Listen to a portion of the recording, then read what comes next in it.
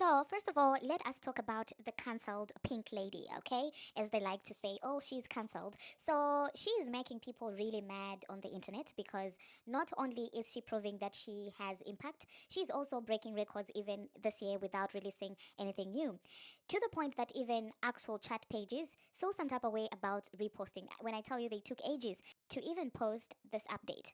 But anyway, they finally did, and this is what Chat Data finally posted. Justin Bieber and Nicki Minaj's Beauty and a Beat rises to number one on the global Spotify chart for the first time ever with 7.2 million streams, nearly 14 years after release. And then, as if that's not enough, she's even breaking records. So they also posted Nicki Minaj becomes the first female rapper to reach number one on the global Spotify chart this year with Beauty and a Beat.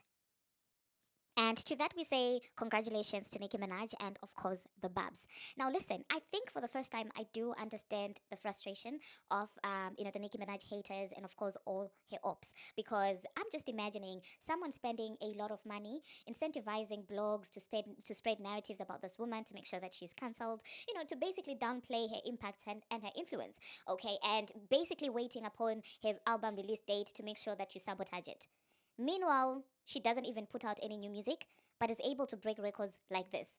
I mean, I understand their frustrations and I understand why they, start to be like they're obsessed with her, because I would be obsessed too. Because at this point, you can also not deny that there's some supernatural protection around her. She didn't do anything. There's no chess move that she did. She was just sitting pretty, being herself. Meanwhile, the universe has been working on her favor. I mean, congratulations to Nicki Minaj, really, truly. And may God continue humbling people and showing them that after all, nobody is, at the same level as Him. You may try and name yourself after God and all of these things, but after all has been said and done, He will forever be above you. And He strategically does things in a way that would just prove that to you. Because really, truly, what are the odds that in a year where we have been actively seeing them trying to erase her impact, her efforts, her hard work, God just reminds you that she doesn't even have to do anything anyway. There's something else actually that she did back then that I can just make sure that, does the things. Because imagine, that's not the only song that Justin Bieber has. He has other songs, but particularly that song is the one that is breaking all these records, the song that Nicki Minaj has. It's almost like a reminder of the impact, that she has. So I am happy to see her winning. And once again, congratulations. Because for me, whenever people feel like they're untouchable and powerful, I always enjoy people being proven wrong, because no one is above, God. Nobody made you custodian of other human beings to the point where you feel like you're untouchable and you can just continue lying and, ruining people and thinking that, there are no consequences to that. So that's why I kind of, am very invested in this. It's the concept of it, of, someone thinking that they are above the program, someone thinking that they can just manipulate the whole world. For me, that concept doesn't sit right with me. And this is why stuff like this, I really truly celebrate the way that I do. But anyway, that being said, let us move on to the next thing that we're going to be talking about. Ming Lee. Now, at this point, I truly don't know why she's even going to this podcast and entertaining these questions, because not only is she embarrassing herself, she's also very self contradictory, because she was asked about her attending Advocate BBL's tour and, being in the same section and stuff like that. And she essentially insinuated that Nikki is not putting money in her pockets. And at the same time, she said that she would never go against family. And this is the same girl that you guys blame Nicki Minaj for not helping. And a lot of you forget that Nikki actually told this girl to go to school and that she would fully fund, her studies and stuff like that. But of course, that's not the route that she wanted to take. So at this point, I don't know what you guys expect her to do. Like, what type of help do you guys think that Nikki should be giving Ming at this point? And for someone to do something like this, I mean, going to a concert of someone who had a lot to say about your nephew, in my own opinion, I just like, this is absolutely insane. But then again, I do know that people say that, oh, she's just young, she's still figuring out life and stuff like that. And that's why she's moving the way that she's moving. But personally, at what point does one start being held accountable? Like, at what point, at what age, really? Because this is ridiculous. I don't think that I would even do something remotely close to this when I was in high school. I wouldn't have done anything like this, because where's the loyalty? But anyway, let me insert what she had to say and then I'll catch you guys after that. I went to a whole concert just now. I was about to ask you. You Yeah. went to the Cardi B concert. I was shady for that, wasn't I? No, I mean, look, No, I wasn't trying to be. Okay, I really so you wasn't. weren't trying to be. I Did wasn't you? trying to be shady. I felt like, at the time I was hanging out with my friends and my peoples, and they wanted to go out, and I want to go out too. And if I'm not staying in the house by myself, so it's Yeah. like, if you not go outside, drink, have fun, or stay in the house, be bored, watch TV, I ain't doing that shit. So I was like, it's like for the one time, for the one time. And everyone that was hitting on me or was loving me after that, they were still on my Instagram page, still on my TikTok, still following me around. So I feel like at the end of the day, no matter what I do, it's gonna either be a blessing and a curse when it comes to my sister. But you don't feel like you have to pick a side. Like, I don't feel like I gotta pick a side. I feel like, if y'all not putting money in my pockets, y'all not, and then there's no side to pick. Or if I feel like y'all not even my family, or y'all not in our family circle to tell me anything, you can't really let me know about what I should and should not feel. Yeah. And it's like, I'm still young, so it's like, we're all gonna have a liking to some artists. We're all gonna have a liking to some, some people, some songs.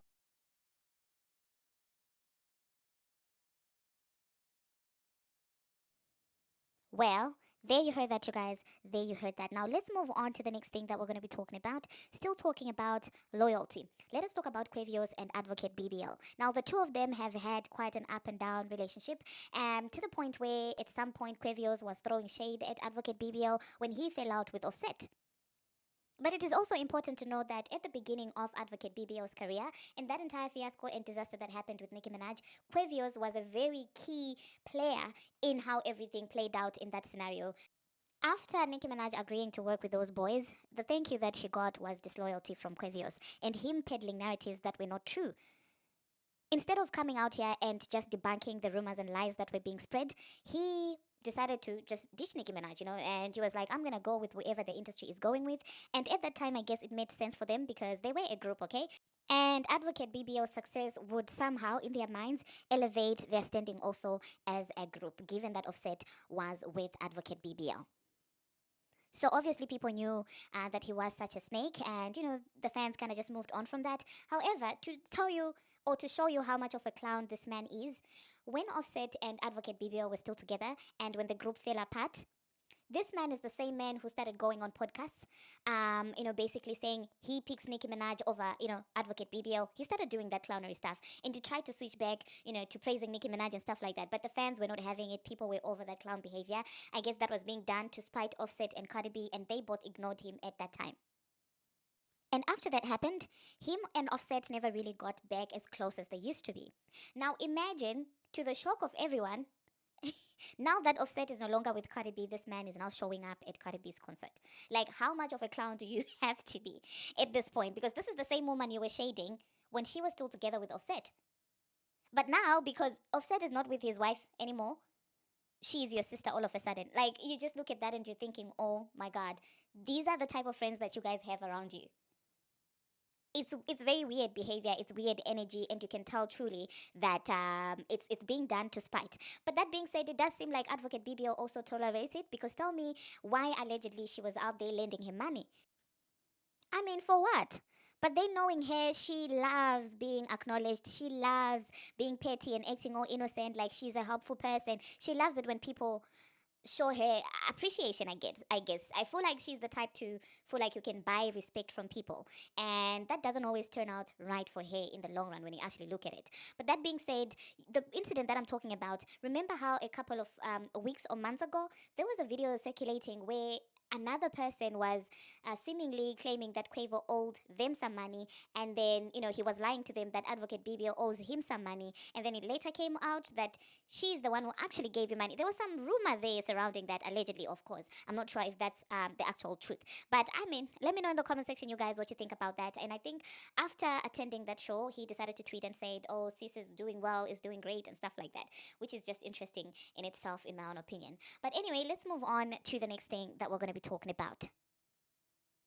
Let us talk about Katy Perry and all these allegations that are coming out. Now, Ruby Rose is coming through and alleging that, Katy, at some point, about 2 decades ago, 18 years ago, or 20 years ago, did some unthinkable things to her. Allegedly, she put her smelly hoo-ha in the face of, Ruby. And Ruby allegedly almost puked. I'm just shocked. Truly, I'm truly just shocked with these allegations, and I don't know how to feel about that. Like, I, I, I'm just like, why would you force your hoo-ha in someone else's face? Like, what's going on? You know, I wish I would stand here and say that I absolutely don't believe her, because I did see some people debunking that, saying that, oh, well, she's known to lie. The Ruby Rose girl is known to lie, on people so much and stuff like that. And also, Katy Perry's team debunked that and said that that's not true. She's lying and she's known to lie on other celebrities. She's the one who also came out the other time, I think, alleging that Nicki was firing people behind the scenes. Meanwhile, a couple of years before then, she was saying how amazing it was to work with Nicki Minaj and how she would like to work with her again. So it's a very touchy subject, and again, this is a very sensitive situation where, in as much as she might have been self-contradictory, we wouldn't want to victim blame. You get what I'm saying? We wouldn't want to do that, because no one deserves to be treated that way. No one deserves to experience that. And another reason why also I wouldn't say want to come on here and say that, oh, I don't believe her, is because of recent, we all have discovered and seen that weird things do happen behind the scenes in the music industry. And oftentimes, it is all centered around someone trying to prove that they're powerful or they're above others. And there's a lot of, substances that cannot be mentioned also that get involved whenever industry situations are concerned. So at this point, I mean, I'm just shocked. That's the thing. At this point, I'm just like, wow, that is such a shocking revelation. But allegedly, a case has been formally opened. So yeah, we wait to see how that is going to actually play out. Now, do I think that she's ultimately going to win this case? I don't know. I don't think so, because at this point, I think it would be Katy's word against hers. And Katy already has somewhat been cancelled already in the music industry. She's not as big as she used to be. So I don't know if she's gonna face any consequences, to be honest. But let me know in the comment section what you think about that. I don't want to say again, do you believe her or do you not believe her? Because that almost feels like setting her up to not be believed. But that being said, let's move on to the next thing that we're going to be talking about. Let us talk about Jetavia. People are alleging or accusing Jetavia of being shady towards Advocate BBL. Now, you guys know that she recently teased one of her songs on the upcoming album. It's called Numb. I think we spoke about it on this channel, and I basically also said that I love how she's trying to find a sound of her own and how it doesn't look like she's trying to imitate or copy someone. And I also heavily appreciate the fact that she's working within her budget. People were even shaming her for the video budget, saying that, oh, it's low budget, blah, blah, blah. And I say that she's being true to where she is right now in her career, and I feel like that's something that no one should be shamed for that. And most importantly, the fact that she's looking for her own sound and not trying to sound like anyone else is to be commended. Now, it seems like a lot of people do share the same sentiments.